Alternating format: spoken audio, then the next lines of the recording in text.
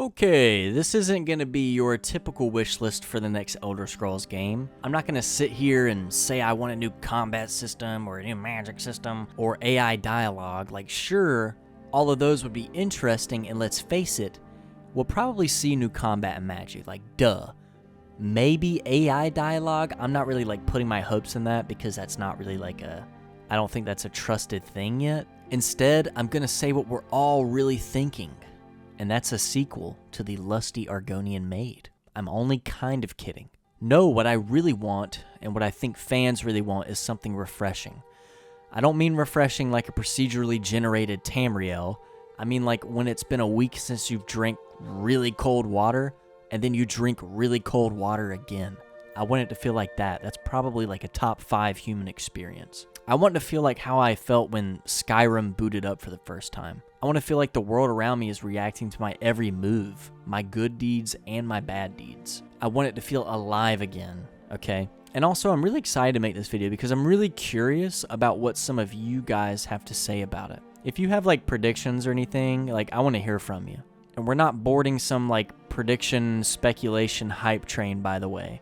I just want to hear from different perspectives on what you'd like to see or what you'd like to see differently. But do you guys remember in older games like Oblivion and Skyrim when you would do a really good deed and the guards would notice you for it? And I mean really notice you for it. Like when you would talk to them, they would call you the hero of Kvatch or something else of notoriety. I want the Elder Scrolls 6 to be simple like this. What I mean by that is that whenever I complete a quest, I want the shopkeeper in that town to notice that I did something good or bad for the sake of the town. I want to feel like I'm an actual person in whatever world Bethesda decides to create. I understand that Starfield kinda sorta does this, and by the way, I'm not going to be talking shit about Starfield in this video, I promise. I'm mainly going to be focusing on how previous Bethesda games got this right. When we take a step back and compare current Bethesda games with the last 2 Elder Scrolls games, there's a big difference in how it made you feel. No matter how you feel about both Oblivion and Skyrim, you gotta admit that both of these games made you feel like you were making a difference and you were kind of a big deal, like you were the man or woman. I personally feel like Oblivion did a better job at this than Skyrim. Both of these games made you feel important, but Oblivion made me and continues to this day to make me feel like that rising hero that came from nothing. Even completing certain side quests in Oblivion made me feel seen. I know that's kind of corny and some might comment it's just a game, bro.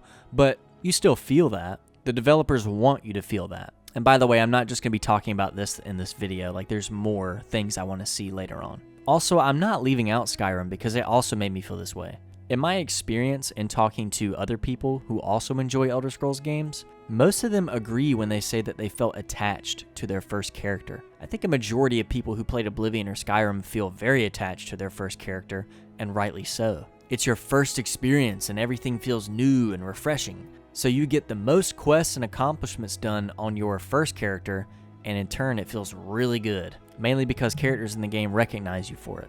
The whole reason I'm explaining this feeling, because it's a big deal to me, and I hope that the next Elder Scrolls game feels like that. I'm really beating a dead horse by saying that Starfield didn't make me feel this way. But after reading a bunch of your comments, I can see that Starfield maybe was more of an experiment than a change in direction. Lately, I haven't had much hope for the Elder Scrolls 6, just to be honest, but that's a whole video on its own. I'm here to talk about what I want and what we might realistically see from the next Elder Scrolls games. And I personally don't believe that they're going to go off into the experimental direction again. I really think that we're going to go back to how it was. Now, I want to talk about what my brain thinks would be cool for a new Elder Scrolls game.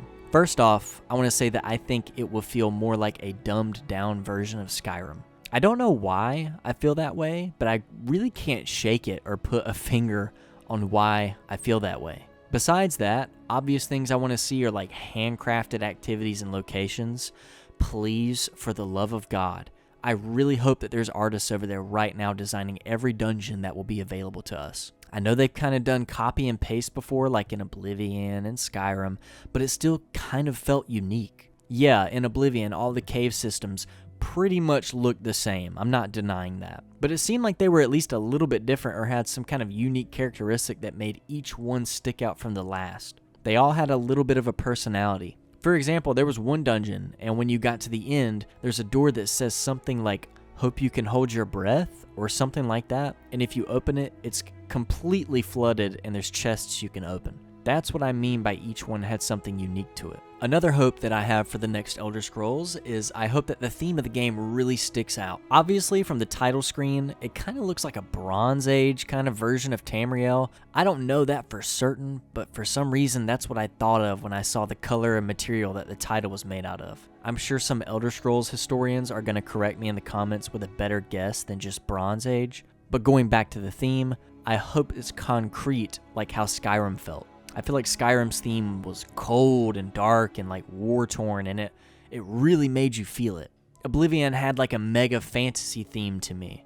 It had bright colors, the armor had a medieval feel to it, and just the overall vibe that Oblivion had was a nice balance. I'm hoping that the Elder Scrolls 6 has like a secret ingredient that makes it stand out from the crowd. And I try really hard sometimes to imagine what that looks like, but dude, for the life of me, I can't imagine what they would even go for in terms of like theme. Okay, here's a curveball. I hope the game is harder, and I know that I can just turn up the difficulty, but like that's combat related.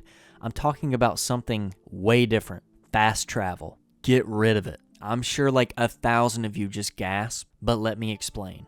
I hope there's an option before you start your character to turn off fast travel. And if you do so, then you are locked into that setting. There's like no changing it. I feel that if they really nailed exploration and points of interest, then not having the option to fast travel would make the game so much more enjoyable. I came to this conclusion after playing Starfield.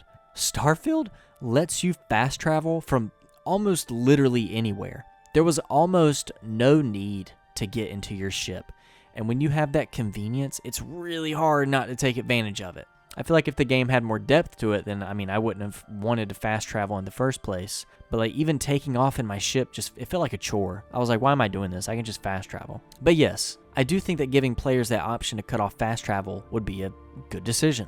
And to give an example of when this really worked was when you had to climb the 7,000 steps to get the High Hrothgar.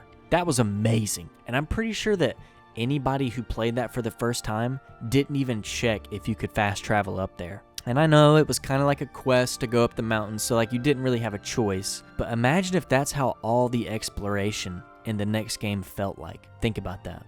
The last item on my wish list is just make the game fun. I know Emil has said before that he and the team felt like players wanted to live in the games and not really play them or something like that. That's not true, dude. People don't buy games to live in them. Like, sure, there's some fun to be had there, and I can recognize that. But at the end of the day, it's a piece of entertainment. Just make it fun. And also, add in a definitive ending to the game. I don't mean cut us off from playing it after the credits roll, but make it feel like it's a new game after you do complete that main quest line. Do you know why I think that most people enjoyed Fallout New Vegas more than any other Fallout game? Because it ended. Straight up, it ends after you beat it. Sure, like you can just load a previous save file and play forever if you want, but the fact that it just ends gave it so much more meaning when you played it. Dude, I remember when I beat the Hoover Dam level and saw the end credits and then realized, oh shit, that's it. Oh my god. I was like, holy crap,